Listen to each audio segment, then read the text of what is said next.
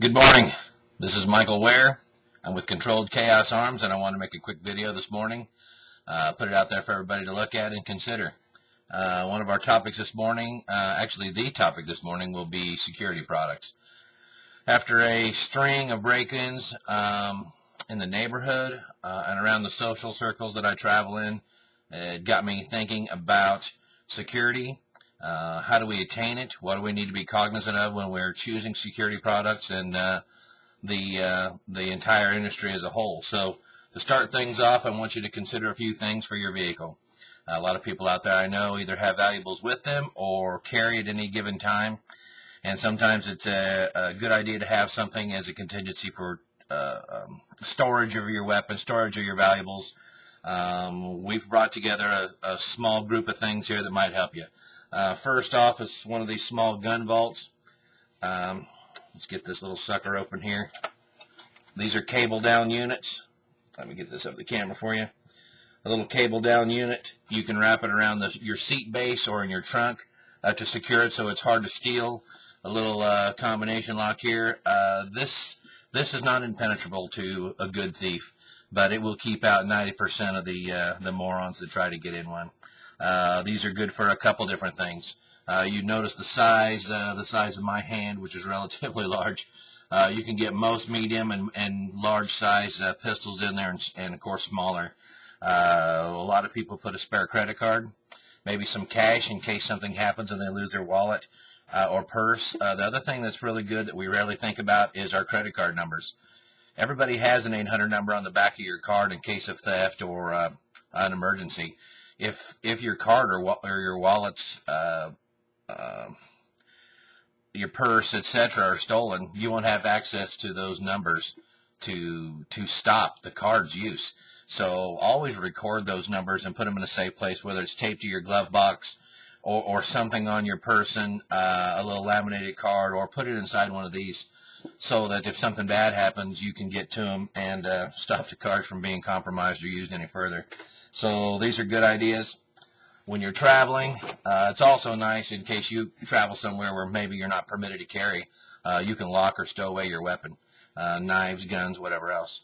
Another one that we use a lot is a larger gun vault. This is for home and maybe alongside the bed use, etc. Some have biometric pads, some have a tap combination that you can make audible, or finger grooves here so you can keep it silent and tap this in the night. Little door pops open. Some have lights, some don't. You can get to a weapon. These are a good idea by the bedstand. A lot of break-ins happen in the wee hours of the morning, late at night. So imagine what would happen if you had a break-in. Let's say that it's 3 o'clock in the morning, 2:30 in the morning, whatever. You're groggy. Your first lines of defense, whether it be a security system, a dog, both, or even more, have been penetrated somehow, and somebody's in the home or trying to gain access to the home. You're groggy, you don't have your vision, that kind of thing. You need to be able to get to something like this and get a weapon. Now, the contents for something like this are important too. I wouldn't be throwing a razor blade in there or some little box cutter. I mean, it needs to be a gun. It needs to be a flashlight. Things like that. It also needs to be something, if it were me, that was relatively silent. If somebody's breaking into your home, they have the benefit of having their night vision, their eyes adjusted, so to speak, and a few other things. So you're at a disadvantage in terms of readiness. So you need to take care of a few items first so that you can move past that learning curve. Having a flashlight so you can disorient somebody, the gun, that kind of thing, so that you can help, well, with the flashlight, obviously identify a target, but the gun is a means of saving your own skin or your wife's, of course. These are things that you need to think about. Now, along with all these things comes proper training. I know a lot of people who have employed a flashlight and managed to ruin their own vision in the middle of the night because they used a flashlight improperly, and managed to stunt their vision too. So, and obviously with a weapon you need to be properly trained. So keep those things in mind when you choose the content for a box like this, and then be trained and utilize them wisely. Lastly, we'd like to talk about safes. about any safe is good. There is good, better, and best in the market. That's pretty obvious. But sometimes it's relative to what you want to use it for. That being said, any safe is good compared to no safe. So even if they're some cheap gym lockers you got at an auction and you can put a padlock through them, that'll slow people down from getting in them and getting to your things. You need to be cognizant of that and consider those things when you're locking up your weapons. We've had a lot of scenarios recently where weapons were specifically targeted.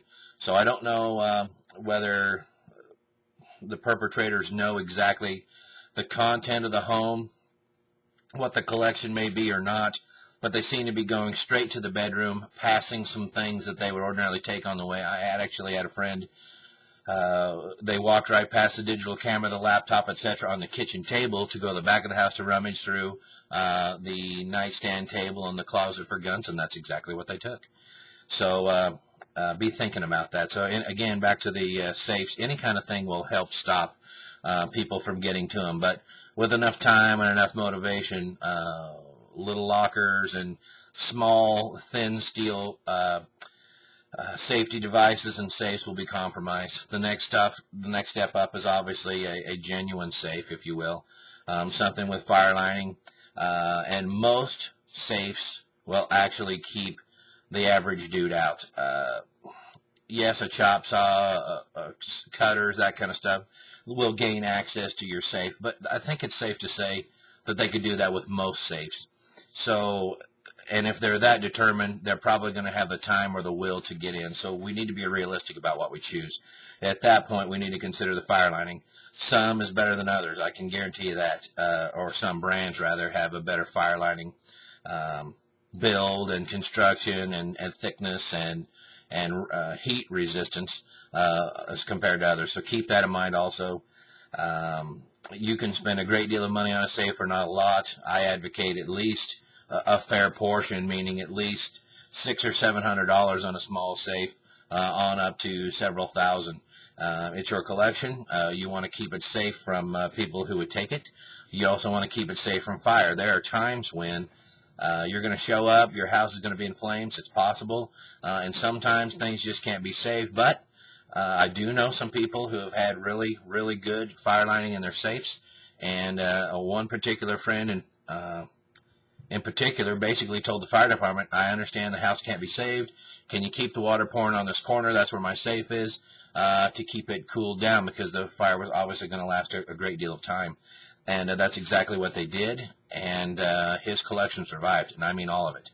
Now, the safe was destroyed. Its exterior was obviously ruined, but his collection survived because he bought a good safe, and they kept water on it to keep it cooled down. So anyway, wrapping up, we want to be cognizant of security. We want to be cognizant of our weapons, our tools that we use to defend our life, to keep us out of harm's way, and to guard against those who may harm us. So employ some of these techniques, employ some of these apparatus, and use them wisely. Get the training that you need to make these things work, and stay safe out there. If you put yourself in a position where you're less likely to be a victim, it'll end up just about like that. So be cognizant of that, stay safe, and we wish you all well from Controlled Chaos Arms. Thank you.